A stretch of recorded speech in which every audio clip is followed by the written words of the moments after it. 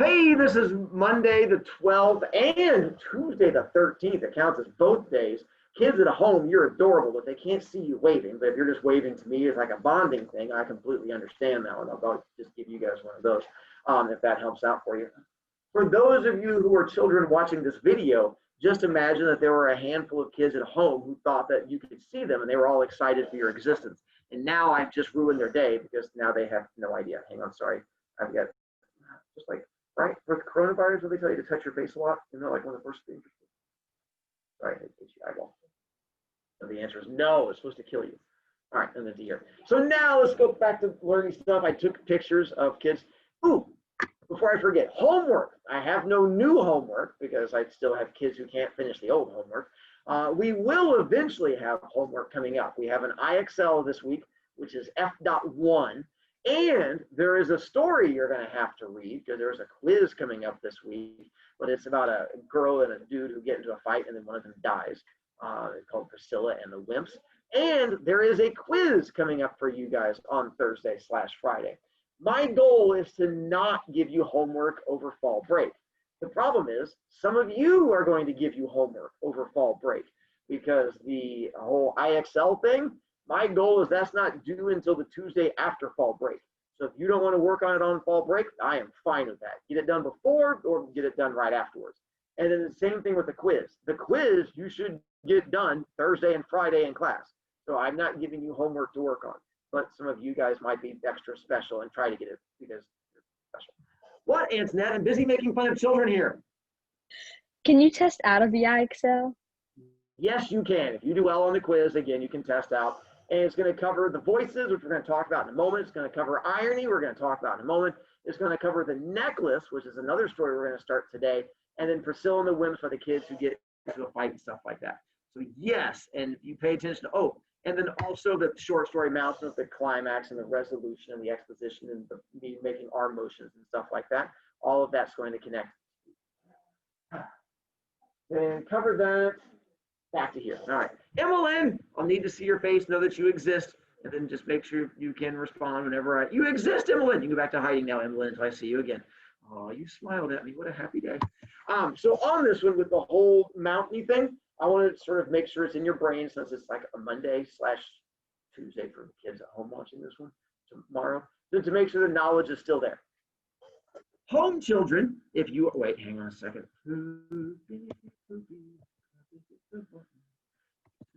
There we go. If you want to unmute to yell at me, home children, you can unmute to yell at me, and I'm fine with that here in a second, because you're going to have several opportunities to play the Yell at Mr. BroviCast game. Wow, some of you guys get really excited on that one. So let's begin with the exposition. What is the easy version of exposition? Boring beginnings. Boring style. You're done, kids who like to yell at me. With rising action. Nicely done. Climax. OMG major. Well, by the way, not to let this go to your head or anything, but so far, you guys are smoking my other classes. We're like atrocious at all this. Don't know if it's because you're better than them, or maybe you're just more awake than them, or whatever it is that you want to hold on to. But so far, you're on, maybe it's the home kids that are holding all of it together. It's not. All right, and then we get to following action. OMG explain. OMG explain. And our last one, resolution. Boring ending stuff. And don't worry, you're not done yelling at me yet. Those of you kids who have dreams of beginning to yell at me. Then we got into our story about the voices. It's been a few days to do a quick reviewy thing. Who was main character in story? Sam. And then Sam's family. They got to the car crash, and then what happened after car crash? They flew in the windshield. Baby did, and his heart stopped. And then he gets, he is tormented by the voices. We covered that. Let's see. So then, foreshadowing. Do you guys remember what the definition of foreshadowing is? Clues in the story to help you figure out the ending. Nicely done. I appreciate the three of you who raised your hands at me, but right now it's the getting to yell at me game. Don't rob yourself of the chance to yell at me. It should bring you happiness. And then, so yes, the foreshadowing or the clues, because otherwise the story just ended with him having a conversation with a nurse. The foreshadowing helped you figure out what was going on. As in, when he is seeing the white lights, pressure on eyeball, white light, pressure on eyeball, white light, What is happening to him during that? They're shining a flashlight in his eyes. To make sure he's not dead. I just want to double check you. So you're saying they're checking The for light. pulse in his eyeball. They're making sure that he's still conscious.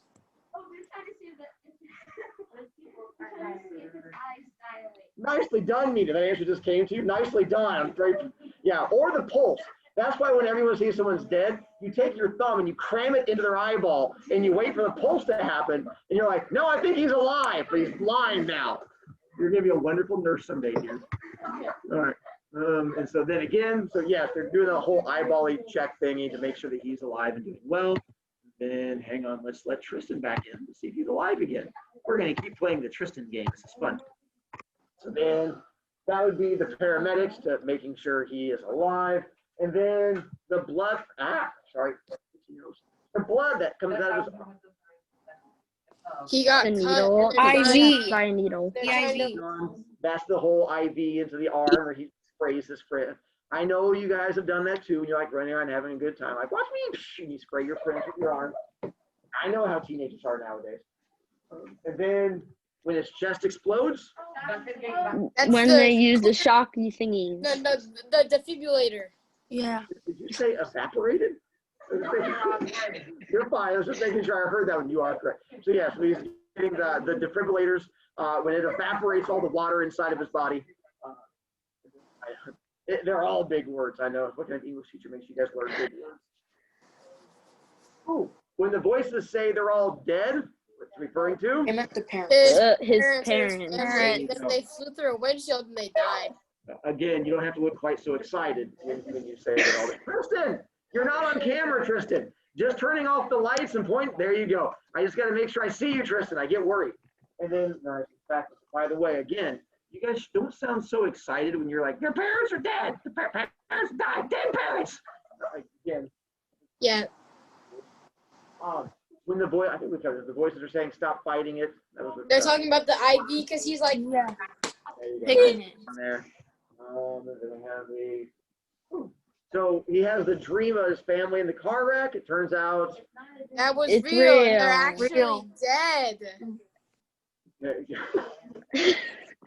I think Jerry was just making sounds at that point, but it was still entertaining, so nicely done. All right, so then it turns out that you're right. It was just the opposite. All right, Yeah, they're actually. So character-wise, who's the main character? Who do you say is Sam. the most important one? The nurse? I would agree. We'll go with Trevor. Oh, Trevor, yeah. Okay. Now, if I'm saying we're only going to have 3 important characters, who would the third most important one be? The nurse. The nurse. I would agree. Even though Trevor is not officially alive because he's all in the dream world, he does have giant conversation. They talk, so I'd probably count him. And then nurse is the only other living person, so I would put her above teacher. Teachers, who cares about those? So you're probably definitely going to put nurse. Then for Sam, Trevor, and nurse, we have to come up with our descriptions of them.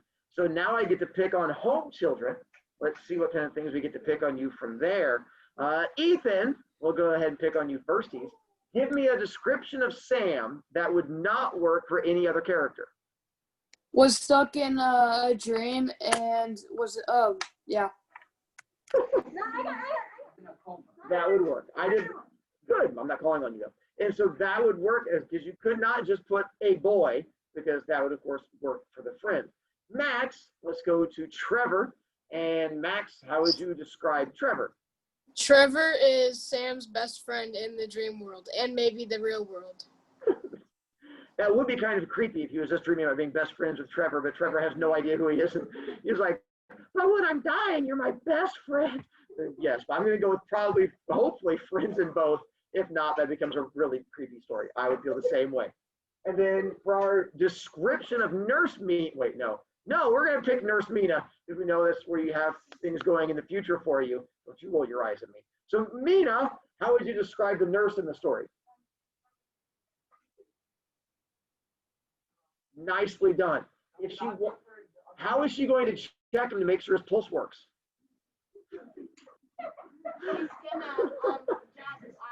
Nicely done, Mina. I just wanted to make sure we hadn't forgotten. I believe Mr. Maj is trying to help you out. There's like this thing on the wrist over that area. That's right. So if you really want to know, you take your wrist and jab it into their eye, and that's what he's trying to tell you. And Mr. Maj is good at giving little hints like that. Good teamwork. Yes, sir. Yes. I mean, he thinks he's crazy. He was just having a really good dream. Jeriel?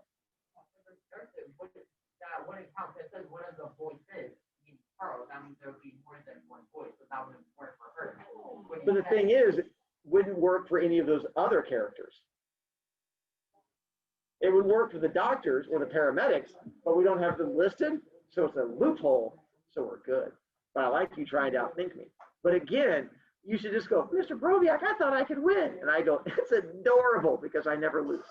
So then we get to our setting, and let's go, at the very beginning of story, where does it take place? In his bedroom. In a dream. In the dream world. Oh, Where does it take place? In the dream. Nicely done, Jeriel. In the bedroom. And then what time is it? 5 a.m. in the morning. There you go. So it's taking place early morning, taking place in the bedroom. And then, throughout the rest of the story, what time of day is it? School day How do time. you know? Nicely done. So he's taking a math test. And so does school happen at night? For some of you guys, it doesn't even happen during the daytime. So then we have to at least go for that far. So I would agree, the current time and then night and day. Where the major locations are going to be? Math class, science class, and hospital. There. Tristan, checking on you again before I kick you out. And going, and did you come back? You're back. Oh, that's close. All right. And there. Internal conflict on that one. Let's go. Tomorrow, first off, what is our definition of internal conflict? Good use of your notes. That's a compliment. You're supposed to do. So major decision. You're not done yet tomorrow. Also tomorrow, let's go with what word do we have to use? Nicely done. So now going to their PJ. Thanks for volunteering. We have Sam. What major decision does Sam have to make in the story when he starts hearing the voices and stuff like that? Freak out or ignore them. Works for me. I could accept the craziness or fight the voices. I think yours works just as well. Ellie, let's go for Trevor, the best friend. What decision does Trevor have to make when they're at lunch together?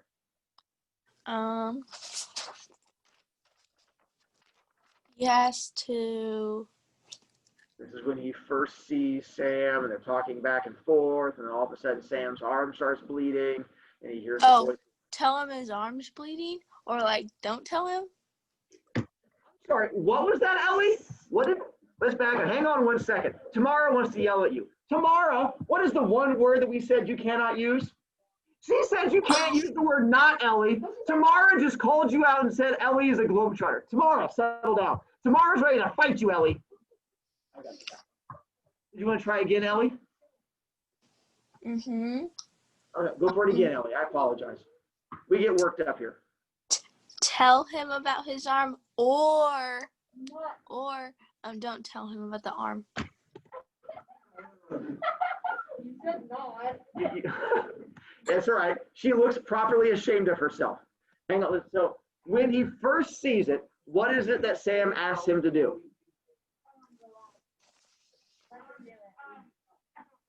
Not fight it. He does say, well, not, that's what the voices say, but not what Sam says. So I'm helping you out, Ellie. Look at the screen, Ellie. We're going to do teamwork together. So Avoid the craziness, or avoid his, or help him out. hey, that's a good answer, Ellie. Nicely done. That was good teamwork on that one. High five. All right. Woo. Ellie, what word can you not use in an internal conflict to not make your teacher attack you? Not. Good job, Ellie. Just making sure. And then we get to go to external conflict on it. Owen, jumping to external conflict. Oh, hang on, I get to back up. Kate, I'm gonna pick on you for just a moment, Kate. How are we supposed to write an external conflict? Help remind Owen on the off chance he's forgotten. Nicely done. So it's going to be versus something, Owen. So in our story, what is the fight that is happening? The voices versus Sam. Nicely done. Because those are the two things that are fighting each other. We have Sam who's hearing the voices and thinking he's going crazy.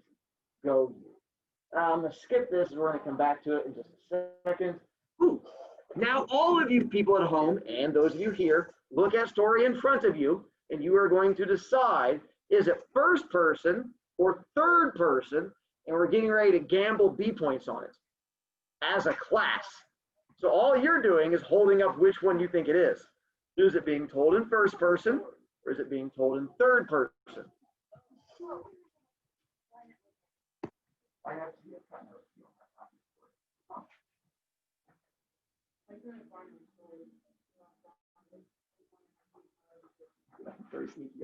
All right, now looking at home, all right, and then looking at the kids here, and all right, I would agree, third person.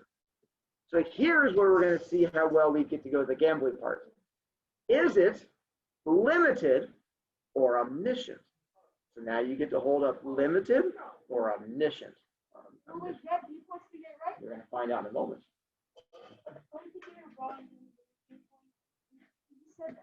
Making sure you're still with us. All right. And then, all right. So you guys all say limited. So if I say it's omniscient and I can prove it's omniscient, I get to charge each one of you a B point then. Because you're saying he is in every scene.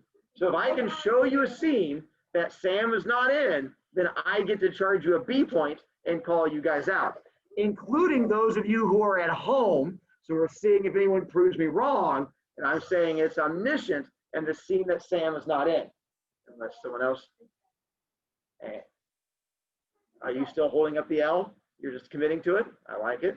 So there's committing. I see no one fighting me. So we're going to see. Ready? And it is limited. Good job. I mean, I was just seeing if I could get anyone to back down and be all scared. But he's in a coma. It's his dream. How would it not be limited? If you have a dream and all of a sudden it follows someone else in your dream, that's pretty weird and creepy. So yes, it is going to be limited following him. I was just seeing how many of you guys were brave. Ooh, I'm not really sure this has a good theme to it. You guys feel like it? Ooh, okay. Never mind. Apparently you guys do feel themes. Finley. Good. I can see that. I mean, he doesn't know he's at the hospital, but I think what? So what? Just listen to the voices, even if they tell you to go kill somebody. Well, not those voices, but the good voices. And so, all right, I can see that. Ethan, you have a theme for me? Wear your seatbelt or don't go on cars because cars can kill you. Actually, the seatbelt one's not bad. I can roll with that one. Wearing a seatbelt is definitely a thing we could learn in there. Jeriel?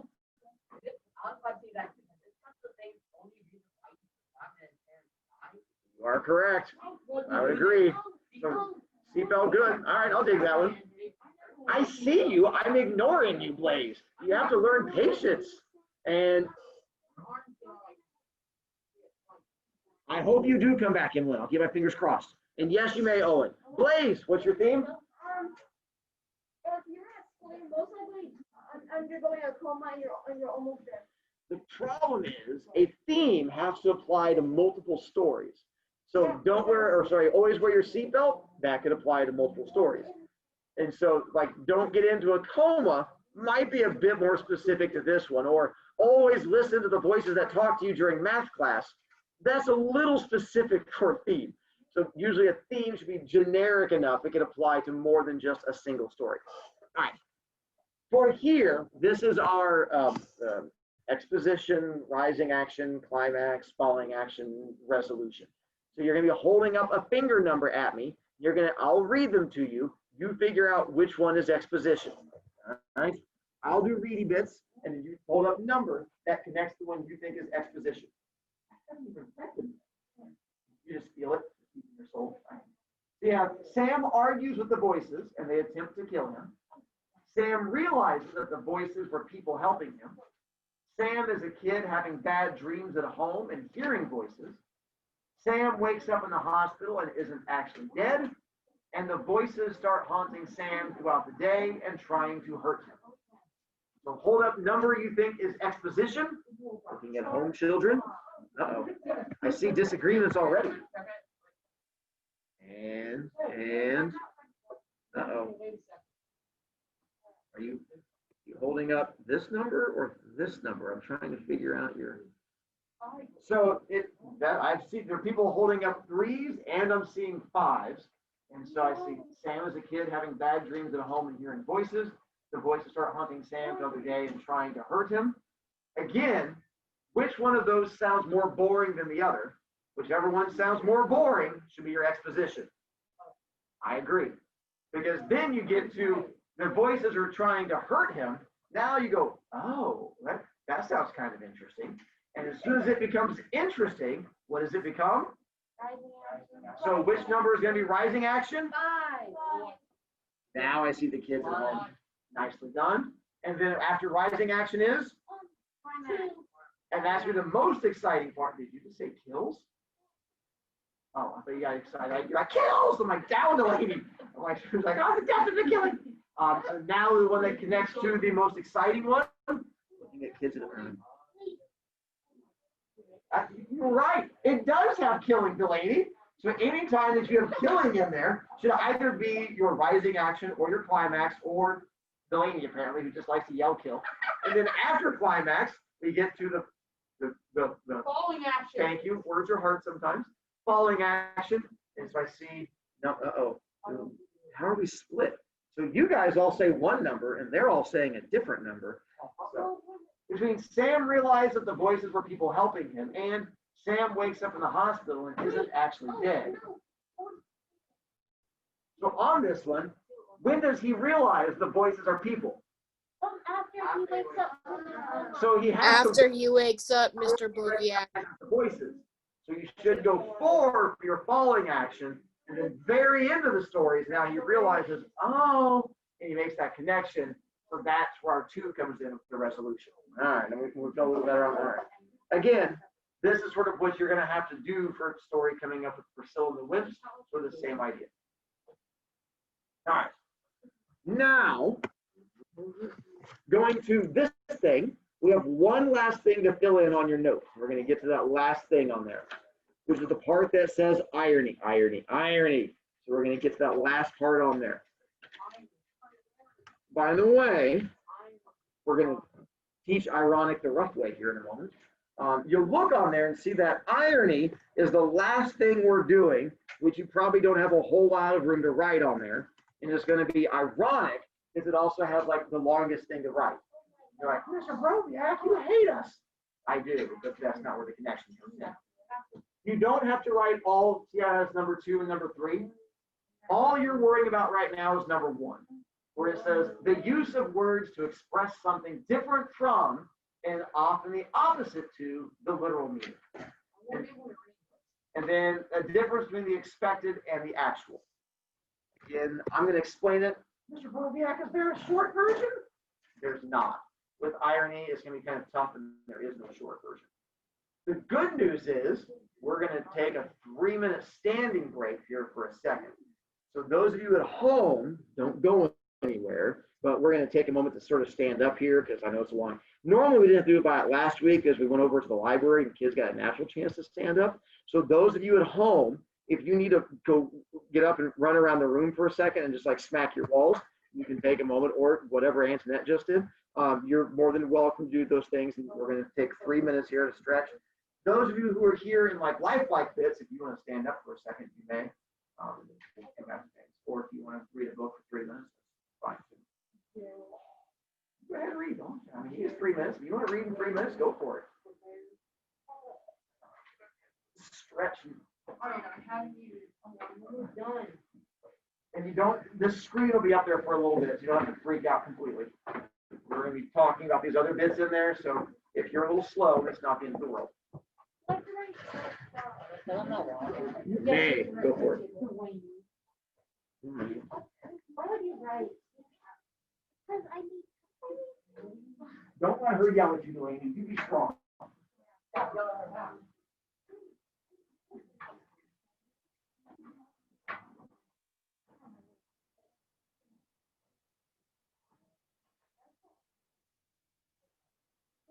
You are right. I'm able to type it in. Carry on. Oh, jeez. Lady.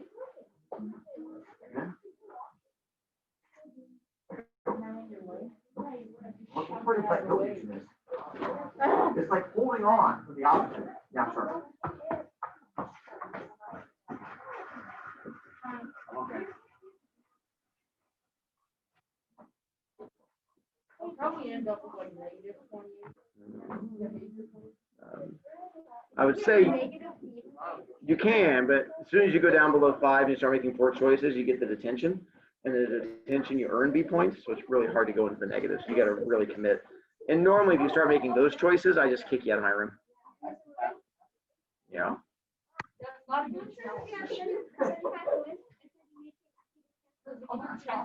Yep. Uh-huh. You have to wait now.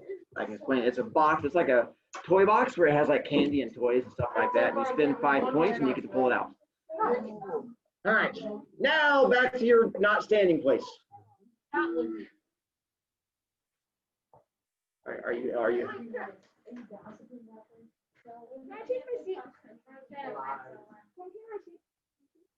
Not now. You do before class started. Yeah. All right. All right.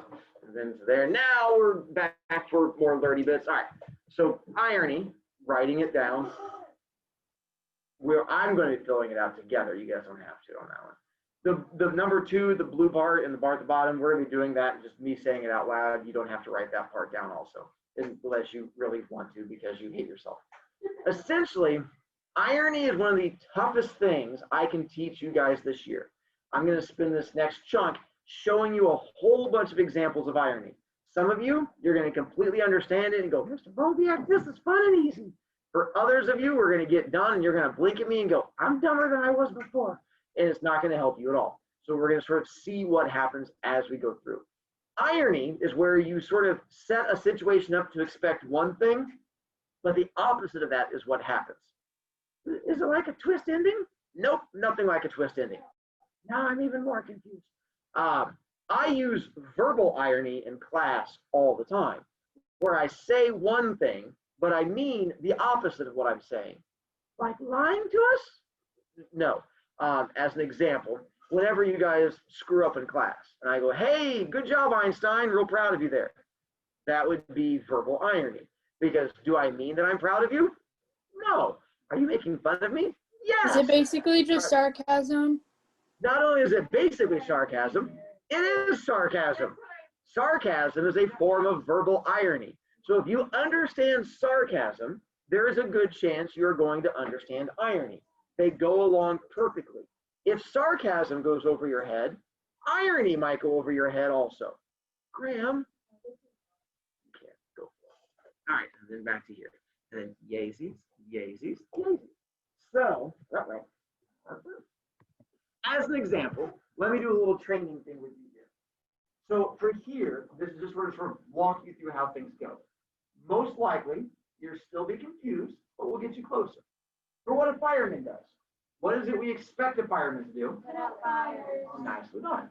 Now, if we find out that there was a guy who just spontaneously caught on fire, you know, like, did you see that story in the news that the guy was just walking down the street and like caught in the flames? Like, no. Well, if you find out that that man was a fireman, that would be ironic because he spends his whole life putting out fires. And if he is the one that just suddenly catches on fire, that becomes the opposite of what you would expect from him. Carry on. Like if you do a literal fireman, sounds like the one from the Fantastic Four. Did you get the torch? Yeah. Yeah. That's nothing wrong with that. Do you guys know what a dare officer is? Yes. What is it? Do not, do resist, dare or something. I don't know. They had a poster on it, and I took it down. I agree. So a dare officer is supposed to be the one that teaches you not to do drugs. They're the ones that say don't do drugs and stuff like that.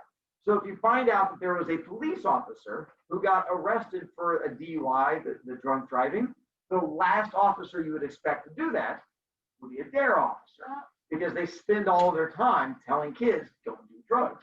So that would be the opposite of what you expect. For a dentist, what does a dentist do? Clean teeth. There you go. Prevents cavities. So if you saw a guy out in public and he smiled and he had big old gangle teeth going in different directions that were all yellow, and the last thing you would expect to find out that guy does for a living would be a dentist. So if you find out that someone has bad teeth, that would be ironic, the opposite of what you would expect. For this one, not this English teacher, because apparently you guys all put down, torture children and make them cry. Yes, but that's just this particular one. But normally you would say they teach you words, because that's what English is made up of. But if you find out that there was a teacher who kept misspelling words at school, and you're like, that's your one job, that would be ironic. So finding out that they can misspell their own name when they're an English teacher and all they do is spell words all day, that becomes a bit more ironic. BroviCast, I do not feel smarter at all. It's okay. We're going to get to more examples still. The ones down here, social studies. What does social studies consist of teaching? Maps. So if we find out there was a teacher who could not find North America on a map, what's the last teacher you would expect to find doing that? See, that would be irony. It's the opposite of what you would expect. What are gymnasts supposed to be good at doing? Being nimble and flipping, and gymnast stuff, yes. I was trying to figure out what the gymnast stuff was. So if you have one that is the best at it and gets an award, then if they spend all their time doing ninja flips in the air and then landing, you would expect them to be able to step onto an awards platform. If the gymnast wins an award and then trips getting onto it, that's ironic, because they're supposed to be spectacular at this particular thing. All right, now let's see how well you understand as I give you guys examples. So I have a whole bunch of examples I've been writing down over the years. I'm going to explain them and give you guys pictures of them and see if this helps get you there. So the Made in China stickers, they're like the little oval stickers. Literally looks like it says Made in China. Looks something like that. So here's my first example for you. A couple of years ago, I took my daughters to a 4th of July parade, and they were handing out little things for the kids. One of the things they handed out to my daughters was ironic, because it had a Made in China sticker on it. Any idea what it would be that they would hand out at a 4th of July parade that would have a Made in China sticker? Because it's 4th of July and you celebrate America. And so it was, what do you say, Graham? American flag. They were handing out little American flags for the kids to wave, and on the stick, it had a little sticker that said, Made in China. So that's the last place you would expect them to make an American flag, would be in China. So then I had a kid, when I was explaining this last year, the kid goes, Mr. BroviCast, where do they make those stickers? I was like, I don't know, I'm assuming. I was like, well, that's a good point. Where do you assume they make those stickers? In China. Turns out the factory's in Mexico, which would be rather ironic. Right, a little sticker on top. Or what if they make the Made in Mexico stickers in Canada, and they have just all the way to its inception, sticker inception as it goes all the way to some. The idea, there you go. That's the irony, the opposite of what you would expect. Let's go with, if you find out the guy who runs Chevrolet, what would be ironic for him?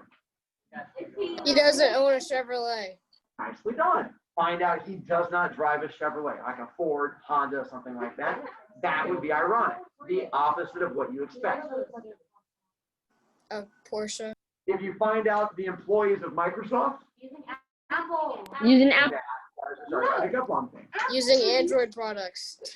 And so something along those lines, whether it be the Android, Apple, whether the fact that they're down, Tiger. I'm sorry, you said you have too many points, I'll help you out there. And so the idea being you have them not using, or the fact they use a PlayStation would fall along those same lines. Ooh. Quick story for you. So this comes back to real life things. Yes, Max, I see your comments on there. I apologize. So I've had two students. Okay, I've had a lot of students, but one named Joy and one named Delight, who both qualified for irony. So Joy was in my first period. And when we got to this irony unit at one point, Joy, let's back up. If your name is Joy, what kind of personality would you expect them to have? Happy. Well, being as that we're teaching irony, what can you now guess her personality was? She was mad all the time. Mad. She was the grumpy, unsmiling kid that just stared at me all the time during class. And she sat right over there in that chair. And we got to this part, and I was explaining how irony works. And Joy was just sitting there just staring at me the entire time, when made me smile, because I had a kid in class who goes, Mr. Broviak, I think I understand irony. I go, well, all right, what do you mean? He goes, I mean, like Joy, she's ironic. I went, what? And he goes, her name is Joy, but look at her. And we all turned to look at her, and Joy's like, Grr, and stared at all of us. And I was like, I'm like, yes, that is ironic, right, Joy? And she just stared at us. And so that was my example of irony. So then a couple of years later, I have a girl named Delight in my third period class. If her name is Delight, what would you expect? I mean, it's in her name. Turns out She would be she was a delightful. boy. She spent her time getting in fights nonstop, but she was equal opportunity. She did not care if you were a boy or girl, she would punch anybody. And she spent a lot of her time getting sent down to the office. And so Delight sat over in this area. And I remember we got to, not picking on you, just having where she sat. And I remember we got to this again, and I told the story of Joy. And I'm like, sometimes a student's name can be ironic. And I told the kids the story of Joy. And as I'm doing it, all the kids in the room kept doing little side eyes over in this direction. I'm looking, I'm like, and I look over there, I'm like, so anyone's name could be ironic, right, Delight? And she just stared at me. The whole class like, and just made me giggle. And I'm like, so if you have a name like Delight does, well, I think if she could have punched me, she would have. But it made her a better person. And so, yes, your name can be ironic. Sometimes in movies or TV shows, they'll have someone named Tiny, but they'll be like a really big person. That's ironic because they're trying to bring the opposite to it. So we have a holiday called Labor Day at the very beginning of September. Do you know how we celebrate Labor Day? We do nothing and we have the day off of school. But what does labor mean? Work. So you understand, we celebrate National Work Day by doing nothing. So that would qualify as ironic. Now, along those same lines, apparently, by the way, as I had a kid figure out, Mr. Broviak, I thought that had to deal with birth. It does have to deal with birth, but that's not what Labor Day has to deal with. But when Mama You had to give birth to you way back in the day, she was like, I was in labor for 30 hours. Apparently having babies is work. That's why it's called labor. If not, you can go home to Mama You and go, I don't know why they call it labor, because it's easy. And Mama You's gonna go right into your throat. You're like, it's work, and down you go. So again, that's why it's called labor. So I have kids who like to talk almost as much as I do. So there was a unit that we have coming up in January, and I thought my kids who like to talk would love this unit. But almost every year, they're the ones who hate it more than anybody else. Any idea what unit it's going to be? We have a speech unit where you get to stand up in front of the room and talk. Now, those of you who already hate talking, that's fine. That's not ironic. It's the kids who spend all their time talking during class. And I'm like, it's your one time to talk. They're like, I don't know, it's weird. Kids are staring at me. I'm like, they're staring at you when I make fun of you for talking. Like, it's a different kind of staring. I'm like, ugh. But yes, it's supposed to be all silent when I'm talking, but it doesn't seem to work very well that way. But yes, so that would be another example of our irony. All right, here's another story for you.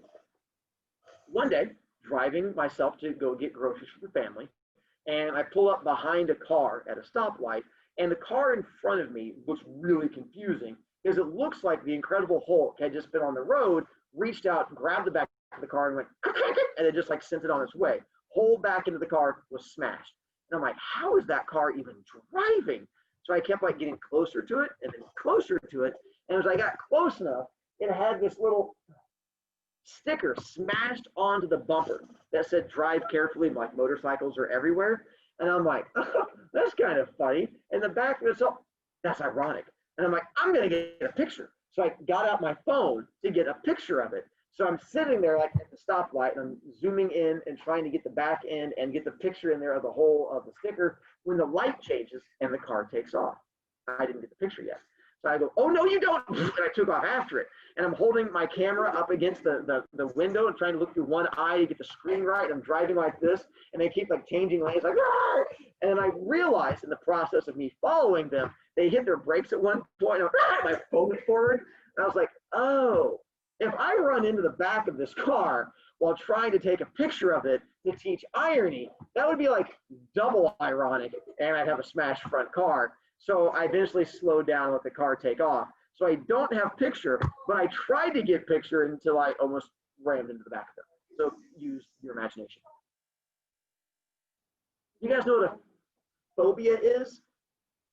Nicely done. So if we find out that a guy who is the CEO of an airline company has a phobia, there you go. If you find out that they have a fear of heights, that would be ironic. And you're like, you run an airline company. He's like, I know, but ladders are evil. So that would qualify as ironic, opposite of what you expect. A few years ago, we had a teacher at our school named Miss Music before she went over to Riverside. So if her name was Miss Music, what do you expect her to teach? Or at least choir, band, orchestra? No, she taught science. And so I would harass her all the time. I'd use her in class like, hey, do you guys know Miss Music? Like, oh, I'm like, what does she teach? Music. And I'm like, good job. Then we had a talent show. See, picture that's right over there. That's me in our school talent show. And so we were recruiting other teachers to be in talent show. And we went to her like, hey, join us for talent show.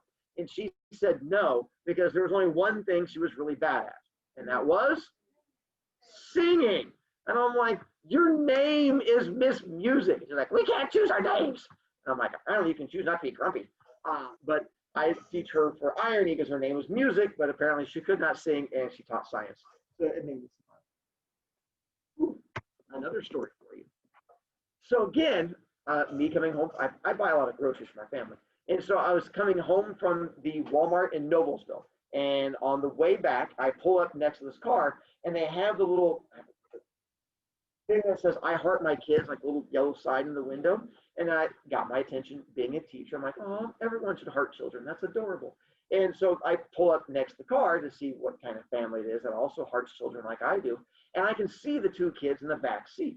But oddly enough, their faces are pressed against the glass like little animals at a zoo. And I'm like, well, that's kind of weird. Why are you smashing? And as I pull forward a little bit more, I can see the mom and dad in the front two seats smoking cigarettes and just going at it. And there's like waves of smoke rolling throughout the back of the car. So it turned out the little children were like, I can't breathe, help me. And they were pawing at the little window. And so I'm like, oh, you have a thing that says I heart children, but really you just heart killing children. I'm like, that's kind of ironic. And I'm like, irony. I'm like, well, I didn't get that one of that other car, so I'm gonna get this one. So again, I got out my phone and I'm like, I'm gonna get a picture this time. So I go ahead and I pull forward a little bit so I can get that and the kids, all that into it. Like you can actually see the smoke coming out. And again, I'm sitting next to the car and I have my phone up like this. I'm doing like a little zoomy in there and I can get the picture and I can see the kids in there. And then I see something like behind the kids' heads. And I'm like, what? And I zoom in, it's the dad staring at me through the window. Apparently people find it creepy when you take pictures of their children in random cars. And so all I was like, I'm like, what? Whoop. I looked up like that and he's staring at me like, ah! I took off again. So again, I did not get that picture either because the guy looked like he wanted to kill me. So use your imagination of little kids dying in the back of the car. Cheerio. Is it I heart or I hurt?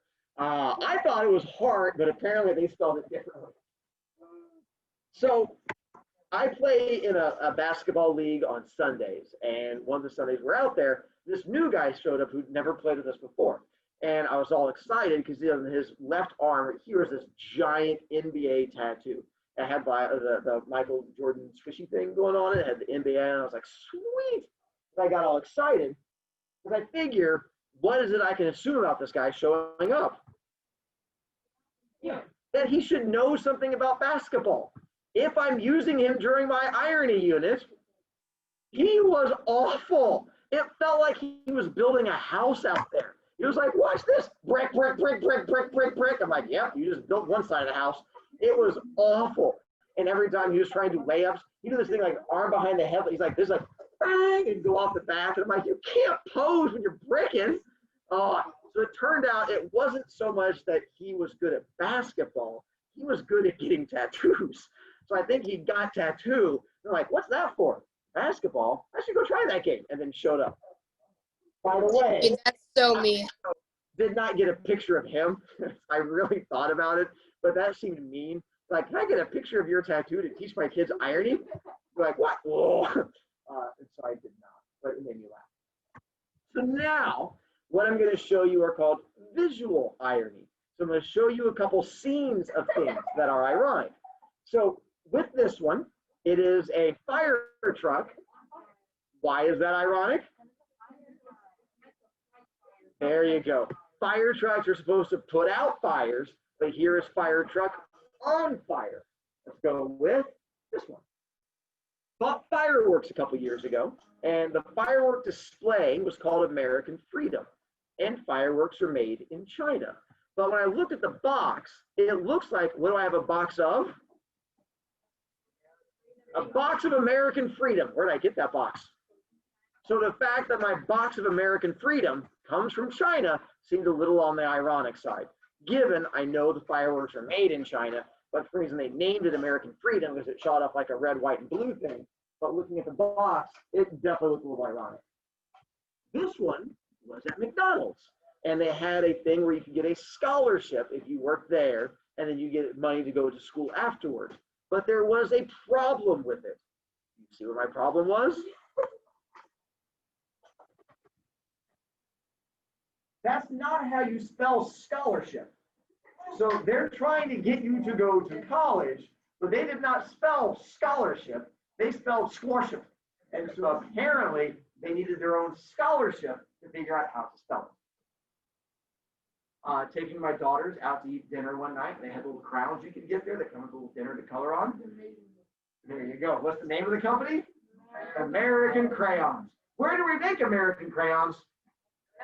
And they made them in Mexico. And I was like, oh. And again, I tried to teach my daughters irony, and they just looked at me a lot. 7-year-olds. This one I can find a lot of pictures of. So this would be, it's a DVD. But what is the DVD of? How to Train Your Dog. What happened to the DVD? So I also found one along those same lines of the note, the shoe deterrents. The dog's not supposed to shoot things. But apparently the dog thought the whole bottle tasted delicious. So again, rather ironic. It has one job, which is to prevent dogs from chewing on things, and apparently the dog chewed up. Birthday present for my nephew. And on this one, how old was my nephew turning? 2. Nicely done. You see the irony in him getting this gift? Not for children under 3. And I was like, yeah, that's what I thought too when they were unwrapping it. I'm like, can I get a picture of that? So that today you're 2, but you can't play with it until you're 3. This was at a protest rally for people coming here from other countries. They're like, if you can't speak our language, you shouldn't be able to come here. Fine. But here's the issue with it. They're protesting other people's inability to speak English. What's wrong with the sign? Yeah. That is the wrong one. It should be, oh, you are. So again, I have no issue if you want to protest a thing, but don't protest, you can't come here for not speaking our language when you can't speak the language yourself. So mango juice. On there, at the bottom of it says, mangoes are a natural source of vitamin A. So when we look at the back side, when it has the things that go into it, how much vitamin A should be in mango juice? That's what I thought too. And you turn it around and you zoom in, vitamin A, 0%. So I had known. I was like, well, that doesn't make sense at all.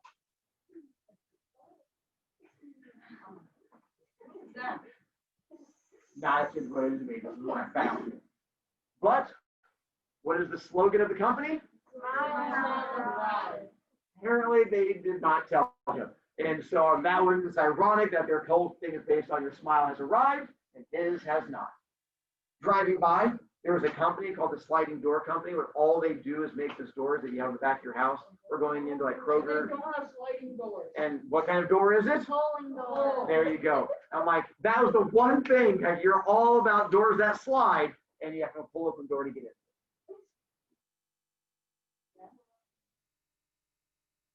Heinz makes a new thing called burger sauce. Fine. But there was an issue I saw with their burger sauce. Yeah. That's not a burger. That's not a burger. That's a sandwich.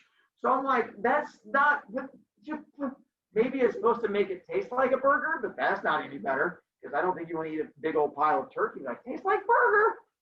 So either way, it was heavy. So I was like, that's ironic. Saw this out on the road, trying to help out people who are bicyclists. So you have bike lane, and so, which is fine. Big sign saying give cyclists space, but of course, where's the sign? In the boys. So that's the irony. Now, if they put the sign over here, not ironic. Not ironic. But the fact that they put it right in the middle of that one lane saying that, that makes it ironic. This requires you to know what the word illiterate means. And so illiterate means you cannot read or write or spell anything. So kid misspells every word on there except for the one word that means you can't spell anything. So the one word he spells correctly is the word that means you can't spell things. Again, ironic, that is the one word. At a bookstore, self-help section, but of course, because it's up on the top shelf, in order to get access to it, what do you have to do? So in order to figure out how to help yourself, you have to have someone come help you to do it. Or you self-help yourself. There you, again, the irony of that one. Bookstore. College of Architecture and Planning. This whole college is built on being able to build buildings and figure out how to do things correctly. What happened to it? Not planned out. There you go. The whole idea is being able to plan things. Now, given it's ironic. Now, if it was just like the school of nursing, not ironic. But the fact that it's a school of planning, and once again, anytime you have one job, there's probably a connection to irony on some level. You are correct. Found this machine. It doesn't have Mountain Dew in it. And why would you expect that Mountain Dew? Because it's a Mountain Dew thing. Giant Mountain Dew machine, and they have all the drinks except for Mountain Dew. You're like, I don't know. Well, they have 2 Pepsis and 2 Diet Pepsis. That's a cherry Pepsi. But still, none of them are Mountain Dew. There's different flavors. Found tattoo where it says regret nothing. So the whole idea of not having regrets. But apparently with this tattoo, ironically, why? No, close. It says regret no hing. Oh. There's no T in there. So as soon as they got a tattoo saying to regret nothing, they spelled it wrong. Instant regret, irony. Now, given before you attack them for the quality of the tattoo, what is the tattoo telling you? But what's our issue? There you go. Forgot the H, and apparently they were so school. Words are hard. That could be, maybe it is so meta and they're just so smart that I'm gonna go probably not.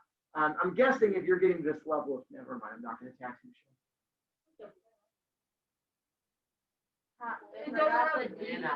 I'm pretty sure this is a fake tattoo, but the fact that it said plan ahead and then they did not plan ahead because they ran out of fingers, unless you lose track of how many fingers you have, again, would qualify as irony. Don't let the past make your decisions for today. Your is wrong.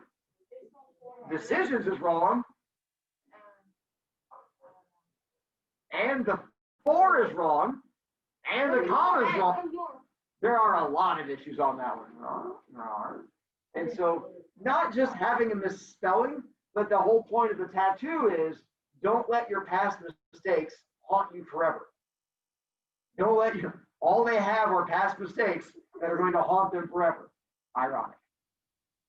Warning, do not put beverages in cup holders. What? Because it's a cup holder.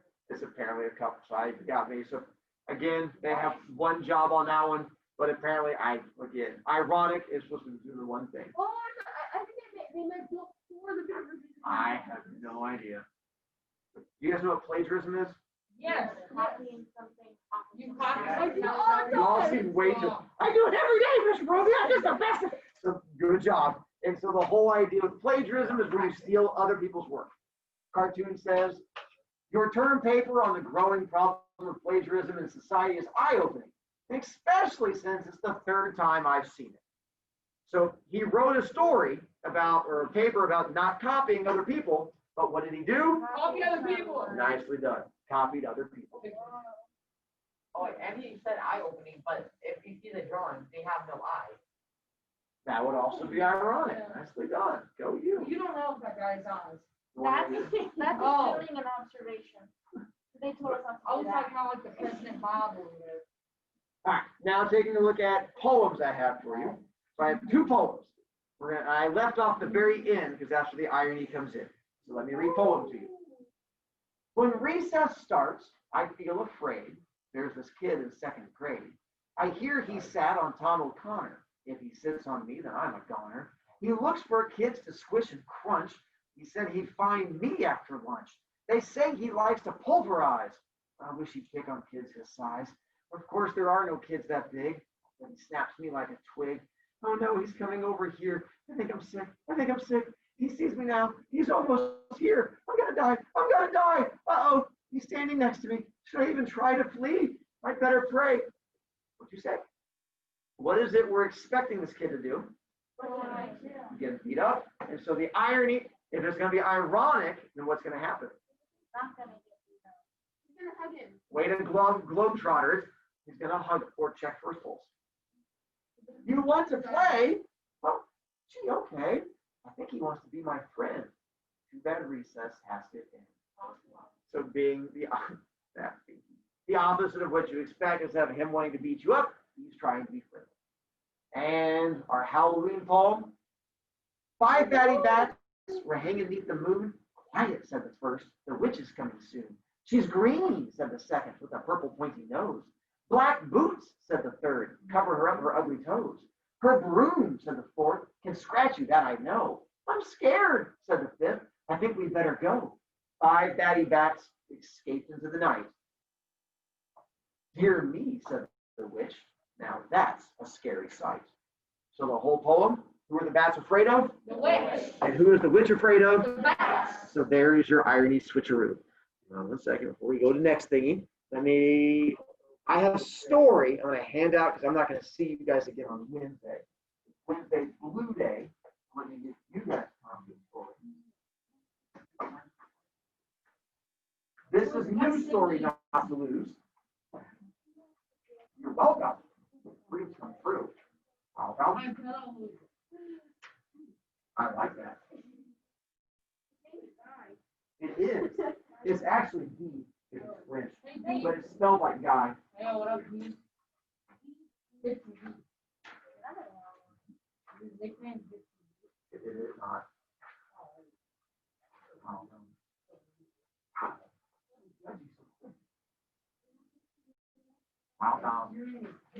Welcome. What?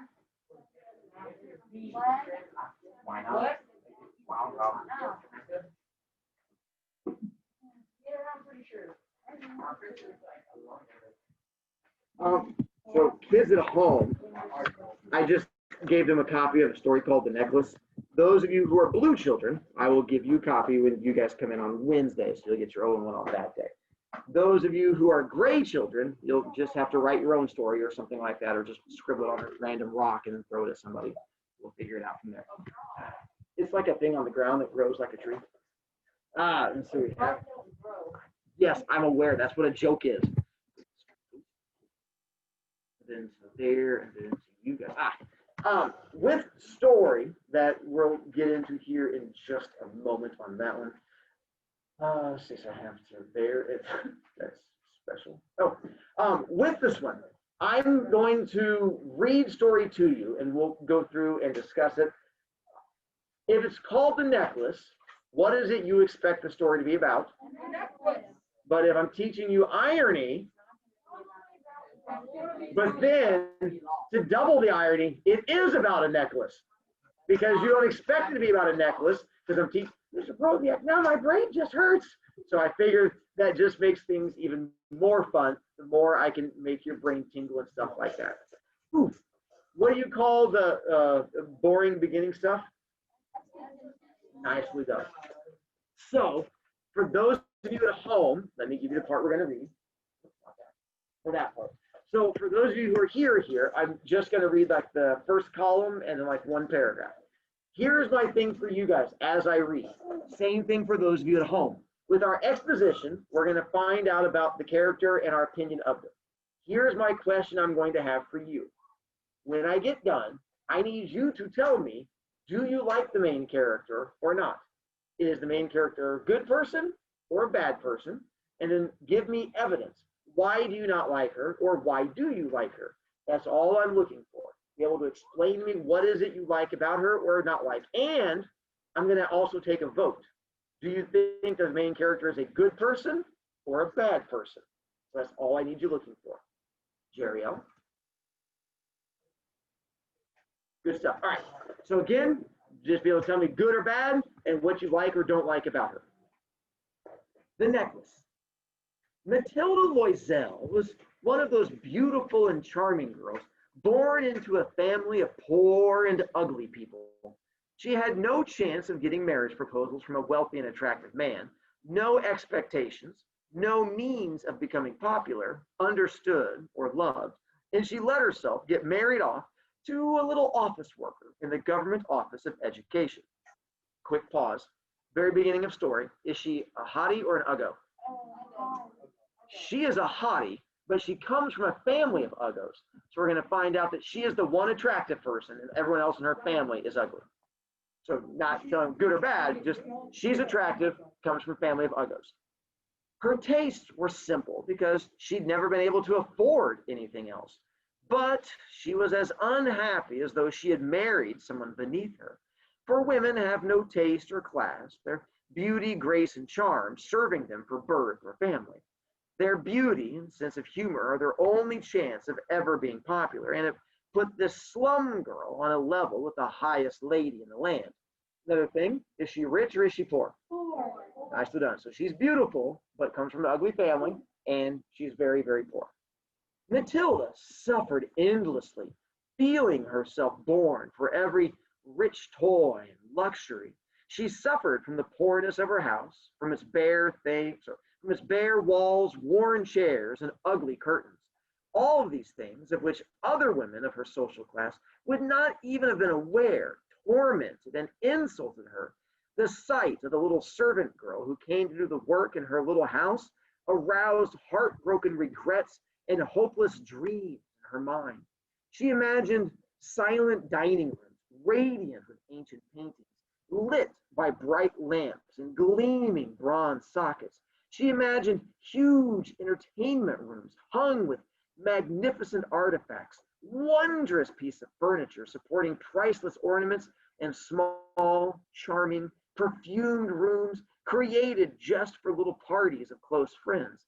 Men who were famous and sought after, whose very fame aroused every other woman's envious thoughts. When she sat down for dinner at the round table, covered with a dirty tablecloth opposite her husband, who took the cover off the soup bowl, she exclaimed delightedly, "Aha, cheap chicken broth! What could be better?" She's saying one thing, but meaning the opposite. What is that an example of? And if it's spoken irony, come on, geniuses. That's my hint. Thank you. Good job, Jeriel. Sarcasm is the come on, geniuses. That was me sassing you. And so she's being sarcastic there. But she's like, oh, cheap chicken broth. What could be better? She imagined delicate meals, gleaming silverware, glorious paintings covering the walls with folk of past age and strange birds and fairy forests. She imagined delicate food served in marvelous dishes, murmured pleasant conversations, listened to with a careful smile as one fiddled with the rosy flesh of trout or wings of asparagus chicken. She had no fancy clothes, no expensive jewels, nothing. And these were the only things she loved. She felt she was made for them. She had longed so eagerly to charm, to be desired, and to be wildly attractive and sought after. All right, so here's where you're going to vote for her. Here's what I want to know, whether you think she is a good person or bad person. So if you say good person, hand on top of head. If you say bad person, hand underneath jaw. So those of you at home, good person, bad person. Just going off. This is just your opinion. Wow. All right. Then most of you seem to say bad person. So my question is, why? Wait, you just don't like attractive people? Like, why do you say, can you give me Kate?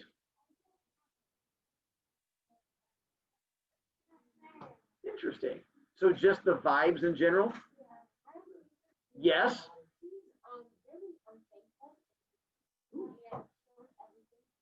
All right. Do you guys not want things?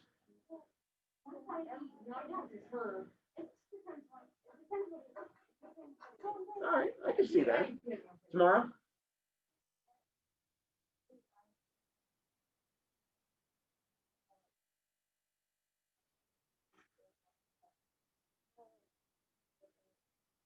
All right, so it's definitely you got picking up the bad vibes and the unthankful part. All right. Delaney? Uh-huh.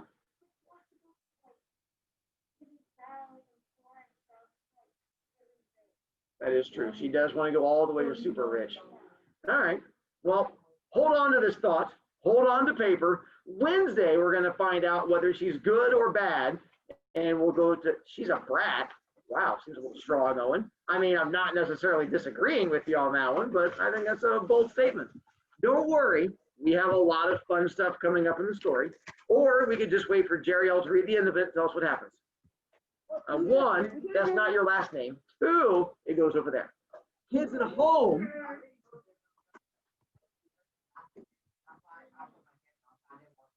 Oh, I'm proud of you there. Other kids, I'll see you guys later. All right.